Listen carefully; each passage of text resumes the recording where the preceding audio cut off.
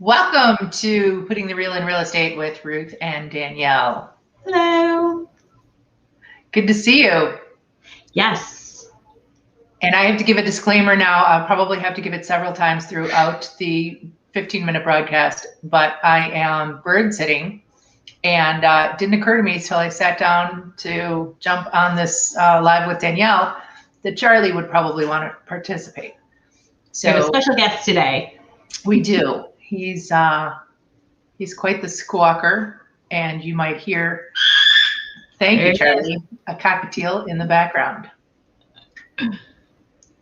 So today we're talking about pricing. This is probably the most confusing, difficult aspect of what we do in the real estate market. And part of the reason is that it's a constantly moving target. And what most people don't realize is it moves in both directions all the time. All the time. Everyone's familiar with the time that it went way down, but it goes up and down daily. And it's not just throwing a number. There's a lot that goes into it. It's neighborhoods. It's days on market for other items. There's so much to it. It's not what the just house next door looks like. It's what the street condition is. It's a million things that the homeowner has no control over, as well as all of the things that they do. Mm-hmm. And we're experiencing a market right now where everything's out the window, but we're still going to talk about what it's typically like to price a house and give you some insight. And I would say I was a couple of years into being a realtor before I really, really understood market pricing. One of the things we often say is that pricing is more art than science. We do look at the data, we use the data. We use it a little bit differently than appraisers do, but it's still the same data. Appraisal is another factor that comes into play. And that's Charlie, if you weren't here. He wants to participate. So we had a sort of a funny experience happen recently. Danielle and I and Tim were hosting an open house, and a neighbor came by, and she looked at the house, and she came over to me and she said, "What is the price?" And I said, $290. And she said, "Oh, all right, then I'm $367. And Danielle and I looked at each other like, probably not. Yeah. But I'm curious as to why you would think that. It's just not how it works. Yes, it's true that when one house in your neighborhood sells, it can lift yours. But for example, Charlie, you don't know anything about pricing houses. He was pretty quiet for a while. He was. Helpful. He knows we're live. So for instance, Danielle, I will ask you if I have a house that's worth, let's just put an arbitrary number on it. It's $300,000. Okay. And my next door neighbor sells their house for $300,000. Mm-hmm. And somebody comes and knocks it down and builds $1 million house. How much does my house go up? Million. Oh wait, $1 million. No. Yeah, so it's $1.3 million. It is. Right? Absolutely. What I thought. Yeah, no, that's not at all, right? It doesn't affect the value of my house because it's not a comp. It's not comparable. No. So that practically happened. We had an entire neighborhood built in our backyard. And other than the fact that it improved the surroundings to a point that added a bit of value, it didn't really affect us at all. Right. And to an extent, I'm sure some houses might have suffered a little bit. Absolutely. Because based on proximity. Different. Mm-hmm. Absolutely. Yeah. Yeah, no, there's so much that goes into things like that. And however, you never know. if you were a company that had, say, an algorithm that took all of the sales in a particular geographical area and then divided them by something relatively inconsequential like square footage. And we're laughing because we get that question a lot. Our job, we wouldn't even have to go to work if there was such a thing as price per square foot. We could just go, bing, multiply. Yeah, very easy. Very easy. Call me when it's sold. That would be awesome. Danielle and I both took a class called Pricing Strategy Advisor Certification or Designation. Mm-hmm. Oh, I never know the difference. I know. But great information. And the example they gave for why price per square foot is not a thing is the Three Little Pigs house. So you have 3 identical houses in a row. One's made of straw. One's made of, what was the second one? Wood. Sticks, yeah. And the third one made of brick. They're all the same square footage, but very different values, especially when the wolf comes around. Correct. We could easily have 2 identical houses in either one of our neighborhoods. We both live in neighborhoods with stock houses, so we have exact same floor plans. And one could be next to the other. We could see a $100,000 difference in the 2 of them as far as value goes. So price per square foot means nothing. What else means nothing? Or very little?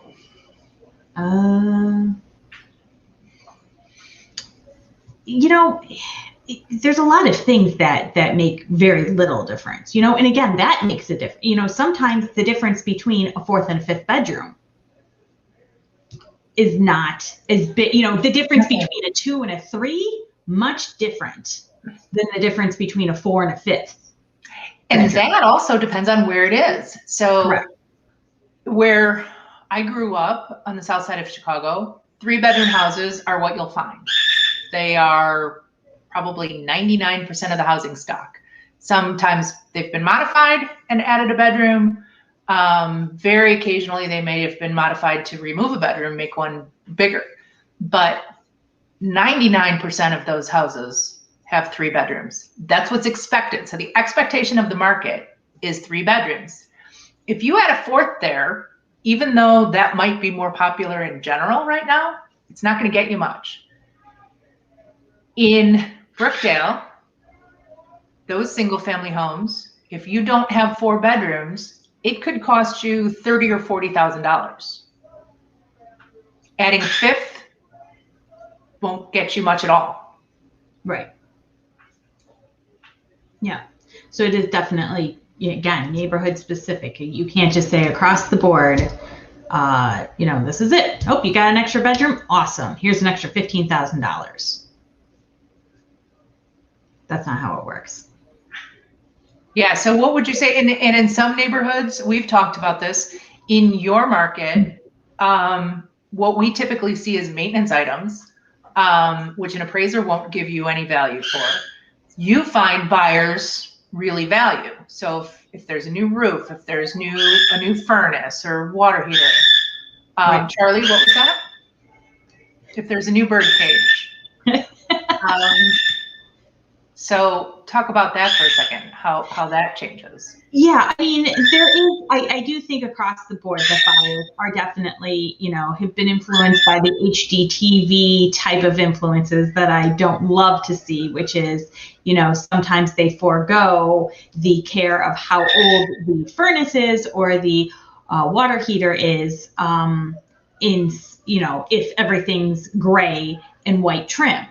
But I do have to say that there are certain neighborhoods or certain aspects of homes, and maybe it's price, specific, that really the idea of a new roof or the idea of a brand new water heater or furnace is very attractive and definitely a bigger asset when pricing than, say, just putting in new countertops. So that is, across the board hard too, when you're trying to let somebody know where their money should go. I'm very, very, and Ruth knows this, and I tell this to a lot of people.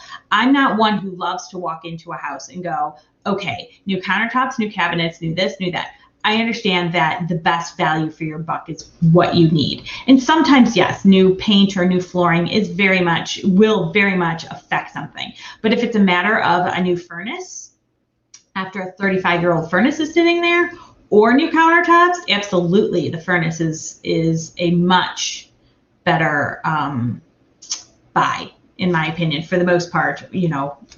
Out by me for the most part.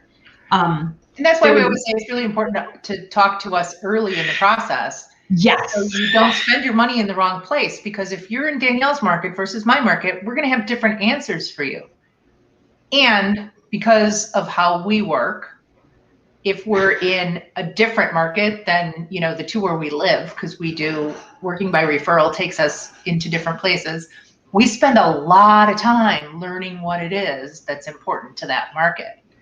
So we don't take what we know from our own markets and just plop it into Hyde Park. We're going to spend our time researching, and the way we do that, when we talk about comps, I think sometimes people think that's a pretty simple, just the last house that was sold. Our example of the $1 million house, Charlie, kind of,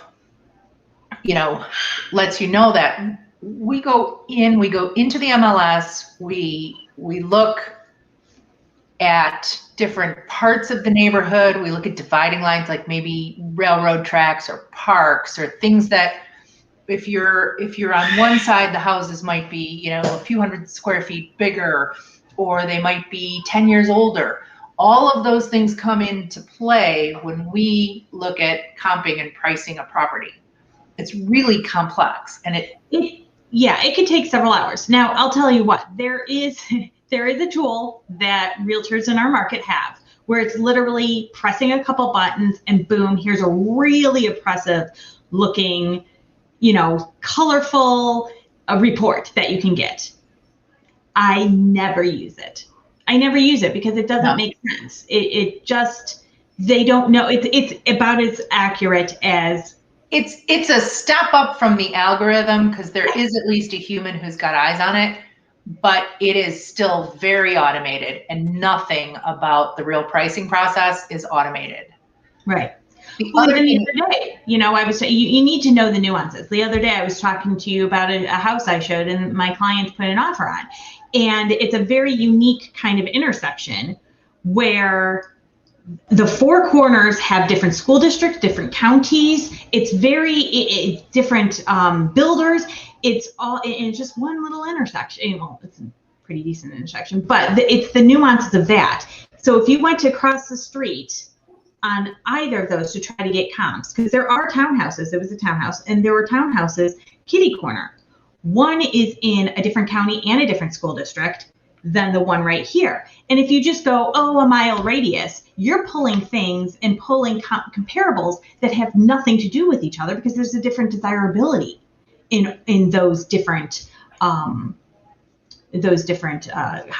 And it comes down to supply and demand. So if you have large demand because of a school district, or because of proximity to the highway, or because of sidewalks, all of these various things can either be pluses or minuses in buyers' eyes. And if you have a lot of buyers who want the same thing, that drives up the price. So when we look at all of these, we have to kind of figure out, we can see that a house sold for $50,000 more than the one kitty corner from it, but why? We have to figure out why. Then we know that we're making the wrong comparison. Mm-hmm. And we see this very often, unfortunately. Again, when we go into a neighborhood where we don't live every moment, because you might have local agents and they might not be good agents. So bringing in a good agent who's not local, in my opinion, is much better than having a local agent who isn't good. But we spend a ton of time trying to figure out what all those reasons are. What are the questions? What are the expectations of buyers? Because buyers don't do this research. They just know what else they're looking at, and they're comparing you to that.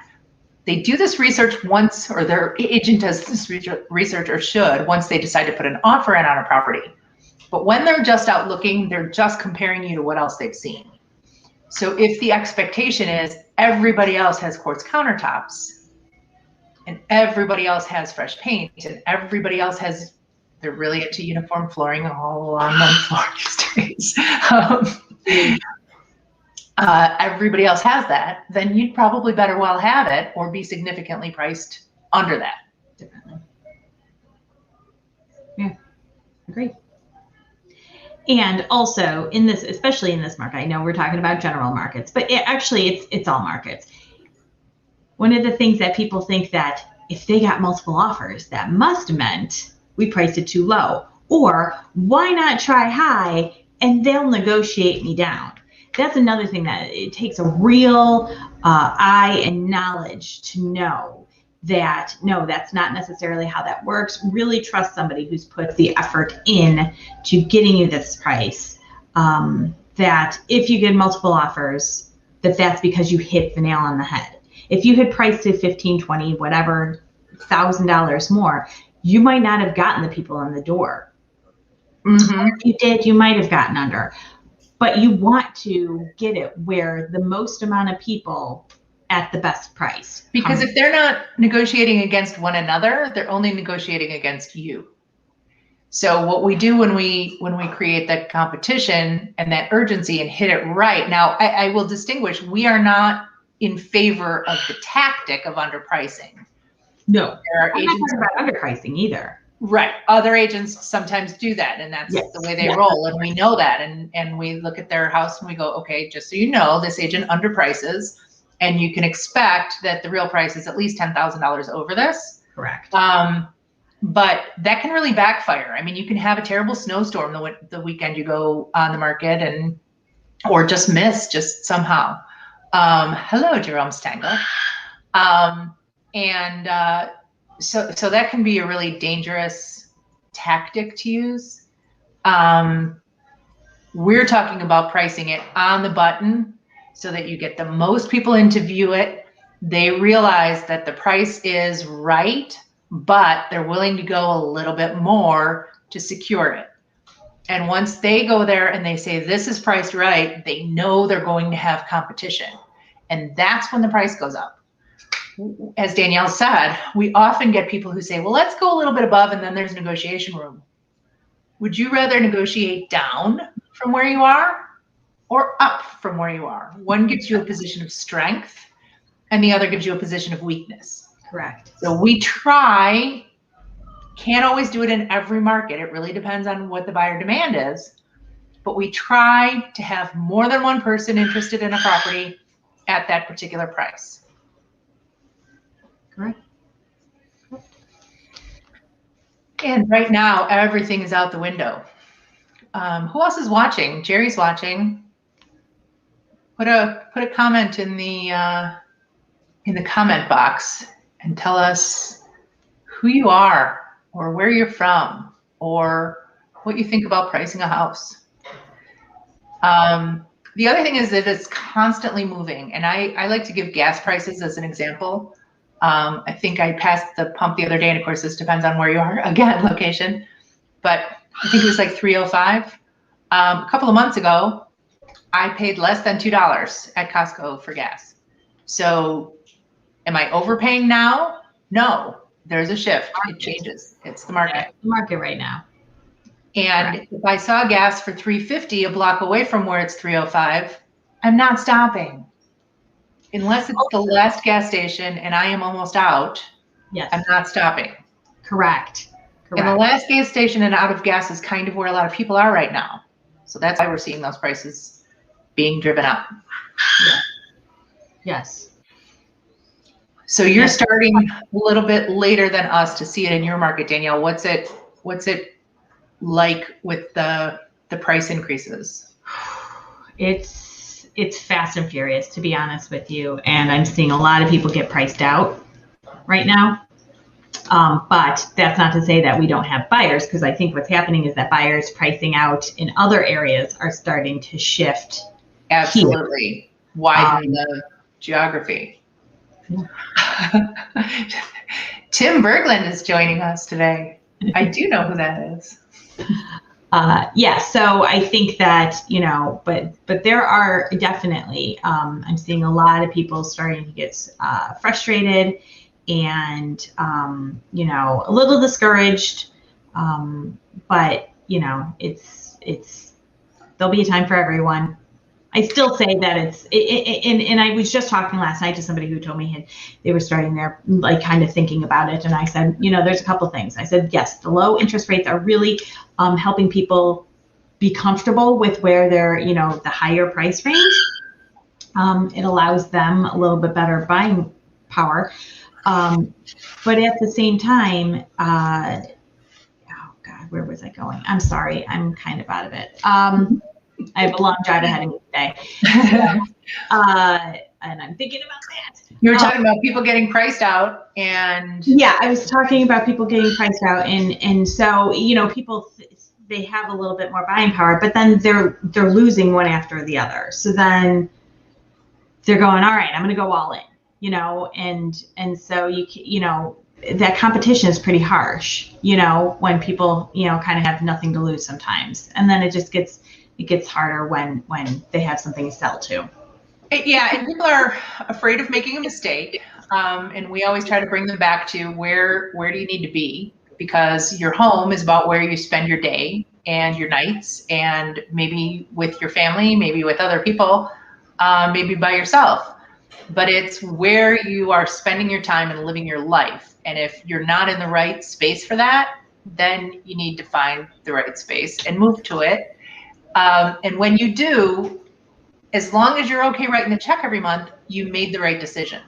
So we really try to get people not focused on whether the market is up and down unless they're moving. The other part of that is right now, the market is really hot. There are a lot of buyers out, and there are not a lot of sellers. So that, yeah. The dominance. Do you want to go back to your point? Sorry, yeah, that's what I was going to say. It's like I think that we've talked about this, and I think I've said it a couple times, but I keep bringing it back to the supply just isn't there. It's everybody worried that they're going to be homeless, and that's a real fear. I get that.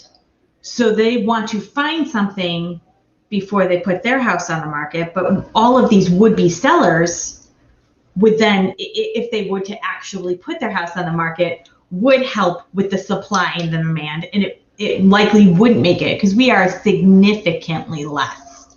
Yeah, I think a couple weeks ago when I had my little graph up where it was 30-40% less people selling now than year over year.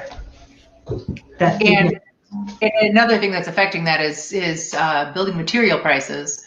So builders are pulling back, and those prices have skyrocketed. And so what would ease some of this supply issue isn't correct anymore. Yes, they're not specking as much.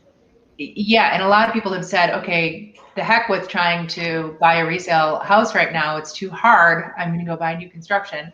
So then that created tremendous demand there as well. Gosh, I was going to go back to what I was going to say, and now I forgot that. Go ahead, talk for a second while I remember. Let's see here. I did have a little list of a couple things I wanted to talk about pricing, adding the costs of renovations. It's kind of going back. People want to say, I did this and this, so it should, spend 20 grand, so I should get 20 grand more. That's again where we come in, and it's easier for us to say, yes, this might be dollar for dollar, or this might not even be dollar for dollar, but it will get it sold faster. That's something to take into consideration. Depending on which ones of those things you do, or when you do them. Like if you put a new bathroom in 2003, it's not new. anymore, and Yeah. it's not worth extra money. Well, even 2003, I mean, gosh, if you say 2013, Right. 2015, I mean, there is kind of a lessening return each year. That's why, that's one thing, like when people, buy a flip and then they rent it out, they're like, I'll buy this, flip it, I'll update it, I'll rent it out for a year or two, then I'll sell it. And I'm like, you're not going to get anywhere near what you're putting in back. Yeah. Unless the market goes up, because now it's going to be a heavily used property for a couple of years. Buy it, rent it out how it is right now, and then then put the update. Then improve it before you sell it. Mm-hmm. Yeah. The other thing I was going to say is the market is always like April 9th at 11:41. That's our market right now. It may not be the same tomorrow. There can be world events that happen that affect the market. Everyone, I found this out when I had a bar, but people do what people do. And back in the days when people didn't even have social media, it seemed like they were talking to each other. One night we would just be crazy busy for no reason. And then a night when you would really expect that everybody'd be out, everybody decided to stay in. And it wasn't just my place. I would talk to other bar owners and they'd be like, where did everybody go tonight? People follow the herd. So right now the herd is buying houses. If you want to buck that trend, if you want to do the smart thing that other people aren't doing, get your house on the market right now. Call us about that. Don't think, okay, this is where the prices are now. So next year, when I feel good and ready to sell, they're going to be even higher. They could be lower. They could be the same. They could possibly be higher. We don't know. We know where they are now. But don't move just because the market is high. Move because it makes sense for your life. If you have an investment property, now is a great time to sell it. Do that. Yes. If you live in a home that fits your needs, don't move it just because, this is the time when you can get the most money. But if you've been thinking about moving anyway, and you're kind of like, maybe now, maybe fall, do it now. Absolutely. Live in a tent. Do something. We can only tell you this is now. And the reason I'm saying this so urgently, and Charlie's helping, is that we see so many people disappointed by not jumping when they should. We see a lot of people who, again, over the years, the market goes up and down. And so we've seen lots of people who have thought, well, we'll wait a little while, and then they miss their best chance. Correct. So we don't want that to happen to you. Right. So, and that's why you get to us early too, as far as, in the process, because I'll tell you what, just the last one I just sold in my neighborhood, I told him one price, he did do a little bit of work. And by the time, it jumped a decent amount, probably about $15,000 or so. Maybe even more from the initial time we talked to the time he was ready, which was a couple months. And so, having that ability to know where to go and where it could be is really important. So, and that reminds me of one more thing I want to say, because this is what Danielle and I do. Oh, that reminds me. But if you call us and we sit down and we give you a price on your house, once again, that is today at 11:44. That price will change unless you're putting your house on the market today. It's going to be different. So what we have had happen, unfortunately, sometimes we've lost business over it because we have a rule we live by. We will only tell you the truth. And so when we go in, people's questions are usually, what do you think it'll sell for? And what's it going to cost me? What are all the fees? So we let them know that, but we say, this is, we show people, we don't do that CMA, we do our video market analysis, and we show people the trends and where things are so that they understand it. But sometimes somebody else will come in and give them a different number. Well, if that's the number when we're going to list, then that's our number changes. We find there are many other realtors who don't change that number based on the market going up and down. Well, because they use price per square foot, so that didn't change. Right, exactly. Exactly. So if we tell you today, this is what we think your house is worth, and you're listing a month from now, realize that we're going to revisit that. I mean, we'll tell you, but remember that the market changes, and that number is not up to me. It's not up to Danielle, and it's not up to you. It's up to the market. So we interpret that, we share that with you, we help you hopefully understand it, and then we put it out for the market to respond. And if the market doesn't respond, it's because we were wrong, and then we adjust. Mm-hmm. Absolutely. So, all right. We cleared up a little bit about home pricing. Yes. All right. As always, reach out to us if you have any questions, either on one of our lives or PMing us or texting us or whatever. Smoke signals. We're here. It all works. Yes. Smoke signals. Yes, yes. Whatever it takes. Until next week. All right. See you next week. See you later. All right. Bye-bye.